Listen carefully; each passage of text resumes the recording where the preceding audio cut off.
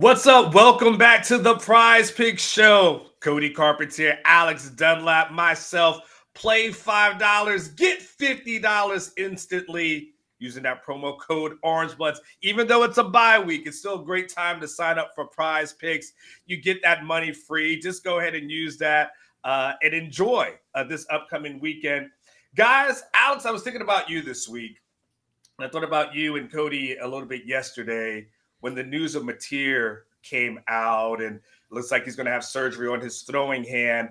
And what made me think of you guys more than anything else was that before the season, you guys kind of outlined, and Alex, you did a good job of this, as to why, if you're going to take season totals on Prize Picks, why often the less is usually the one that hits for you.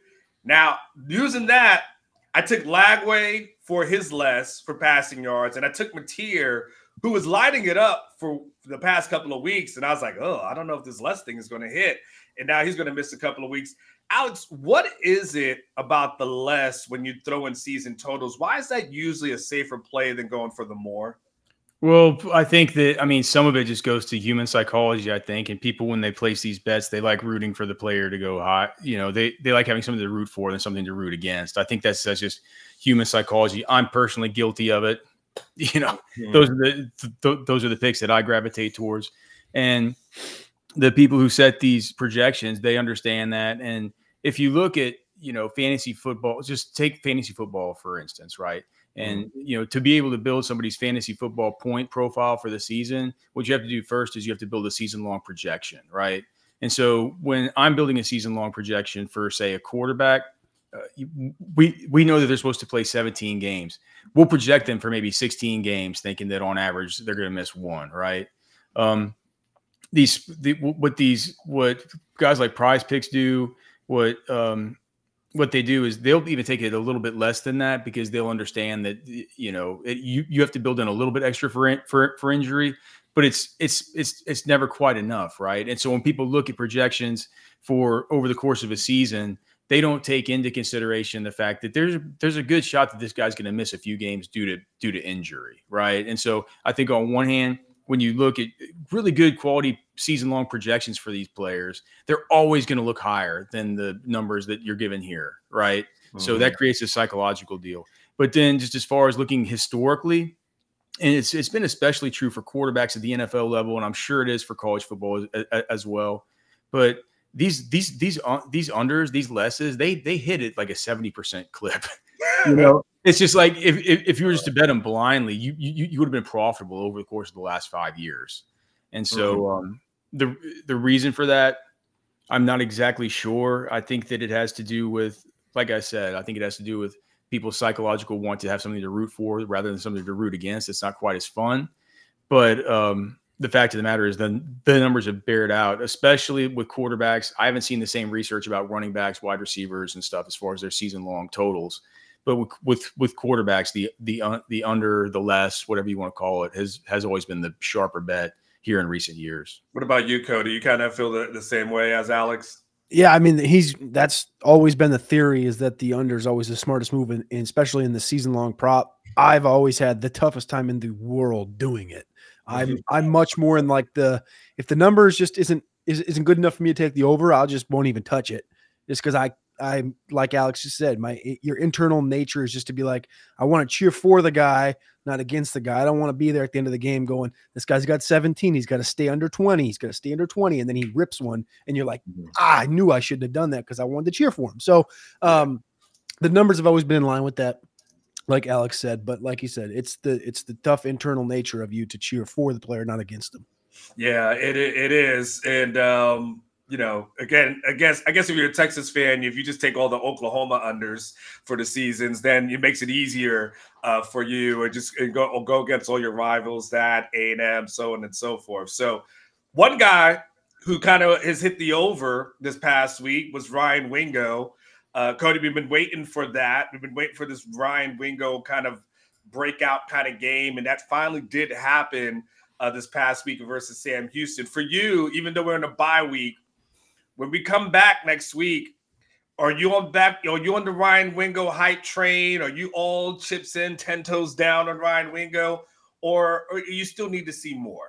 I mean, as far as the player goes, yeah, I love me some Ryan Wingo, and I'll always be in favor of Ryan Wingo. But as far as the prize pick side of things goes, like he still's yet to crest 50 yards against a power 4 team. So I, given the fact that the last 3 weeks they've given us, I think like 69, 70, 71, like around that area in receiving, he hasn't even crested 50, like I said, against a power 4. Oklahoma, he had 2 for 49 last year. From that perspective, I probably hold my water on that. But as far as Ryan Wingo goes, I trust the player. I trust the prospect of them getting the ball in his hands, whether it's a carry or a deep ball. And the connection with Arch seems to have caught up this last week. So I'm back. I never left. I'm in on Ryan Wingo.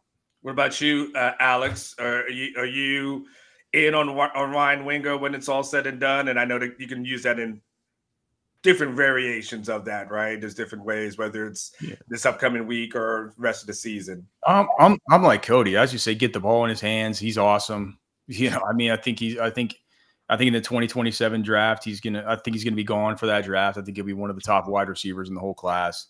But I do think that, especially going into SEC play, I'm still worried about the Texas offensive line.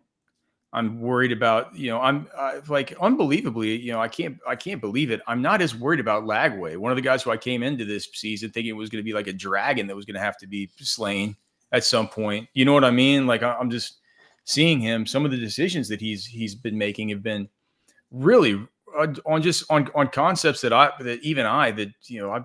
no quarterback whisperer. It's not anything that any of my family ever coached or anything that I've ever played. But some of the concepts are stuff that you're just like, man, pretty simple concept there that he just threw an awful pick on. And you're just like, well, what happened? You begin to wonder what happened. And whenever it's so weird like that, you start to think, okay, well, this has just been something that's been off, and he's just due for variance, right? He's due for regression back to the mean. It can't continue like this after the flashes that we saw last year. And so the whole thing with Lagway is something that I don't really know what to think about. What I do know what to think about is the Texas offensive line, who I do know what they're doing. I do study them closely. I do understand exactly what it is that they're trying to get accomplished. And at times they have trouble accomplishing it. And whenever I watch the Florida defensive line and the Florida defensive front, say what you will about Lagway, that's a good group. It's a physical group. They can get after you. So with a guy like Wingo, thinking from Prize Picks specifically, who's the guy? I think to myself, who's this guy wherever Arch is going to get the ball out quick to his more of a security blanket type of player, and not on more of these long developing routes to guys like Wingo, guys like Parker Livingston. And I know with Wingo, they like to fire it out to him on screens. They'd like to manufacture touches for him. They give him to him out of the backfield. I get it, but we're talking about a receiving number here. And I think for him to get to 70 or something like that, I think that in saying that, you're not only making the bet on Wingo and Arch, but you're also making the bet on the offensive line. And that feels to me like it's like you're having to make 3 bets just to make one. So with Wingo, I think versus Florida, versus an SEC opponent, I gotta see it again before I get on the Moors as far as his receiving totals. And Alex, staying with that, you mentioned Arch.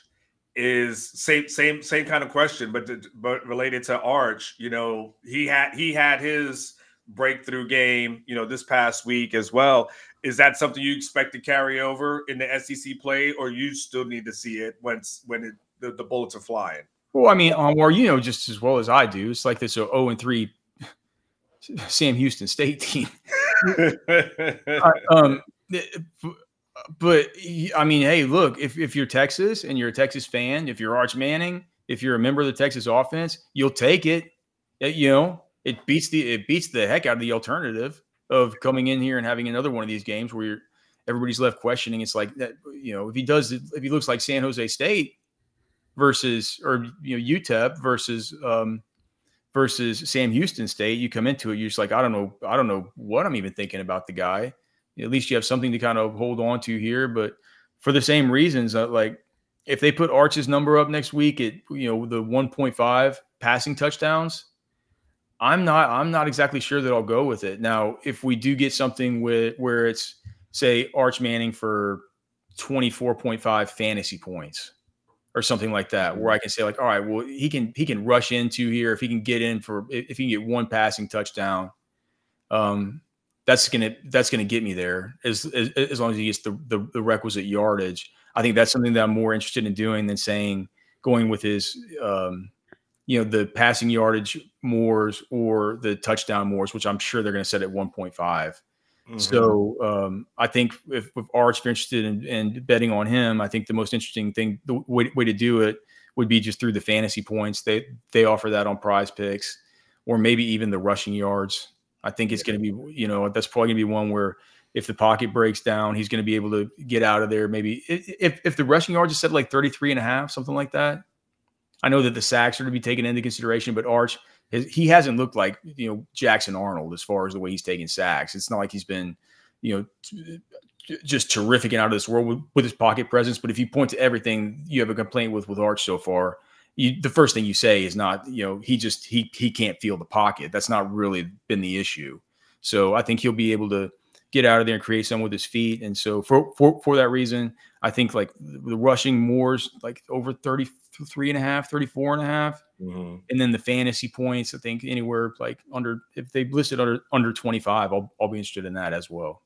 Cody, what are your thoughts on Arch after this past weekend? Well, I would say this off of Alex brought up Jackson Arnold in that game last week against Oklahoma. He was sacked 10 times. I'll be interested. I don't know if Alex, you've watched this back or not, but I watched the film guy.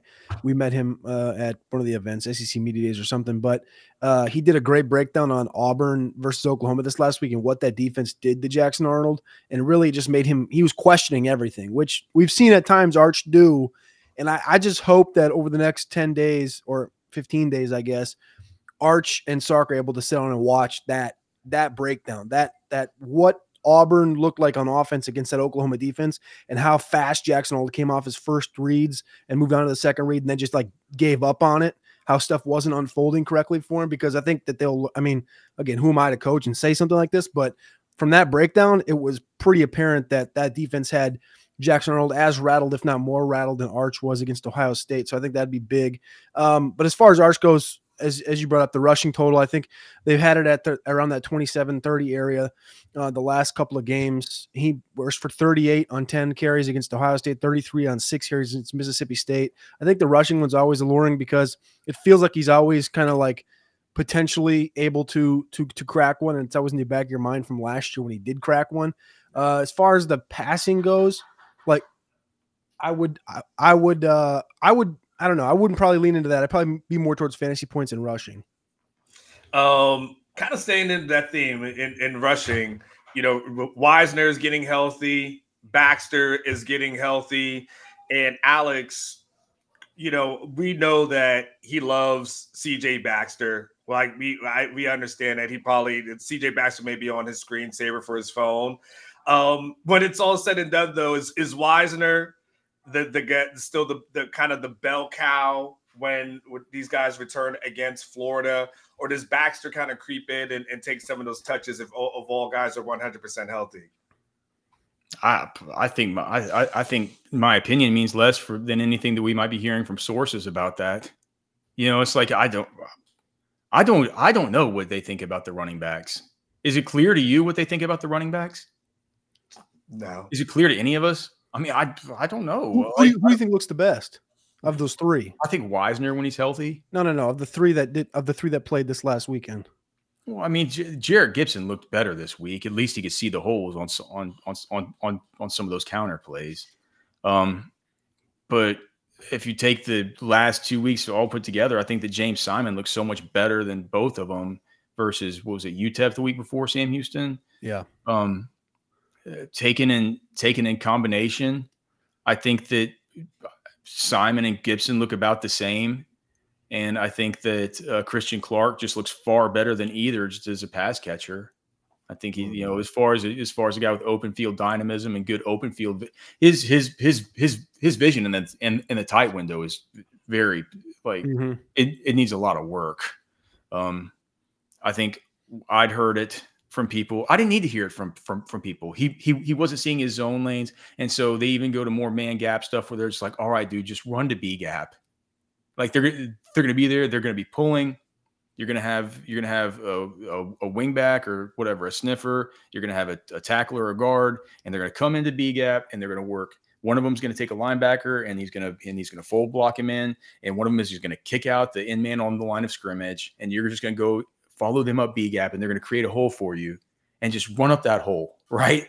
And then at some point you'll have to take on a safety at the second level, and then that's up to you. And hopefully you can break that tackle and make a play, right? But we're gonna block 7 yards for you, and Christian Clark just gets up there. He sees that there's the hole, and he cuts back to into some lineman's back. Yeah. And so you're just like, well, what, how's that happening? So that's not to say that Christian Clark is not a valuable piece. I think he brings something that some of these other guys don't. But as far as the way those three have looked, I don't really think that there's much separation between Simon and Gibson as inside runners. And I think is somebody you can get involved on the perimeter and somebody you can dump it off to as an extension of the run in the pass game. I like Christian Clark best out of those three. But I think that I think Baxter and Wisner are a cut above. Yeah. And so if you're asking me to choose between those guys, I think I lean Wisner just because I've seen it over the course of a season.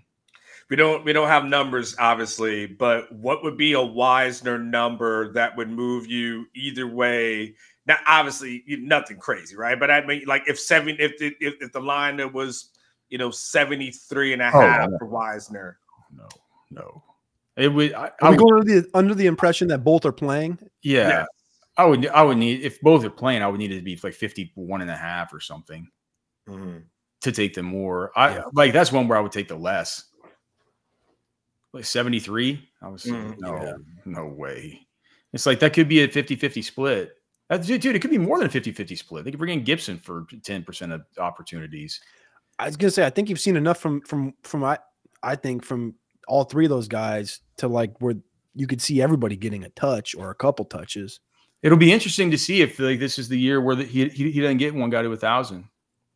It's not looking good, at this moment, for him. Now, look, the Wisner thing happened last year, but it took the playoff games. It took an accumulation of an extra 3 games for that for him to get over that. So somebody would have to get hot for that one to occur. All right, so off Texas, fun stuff, Cody.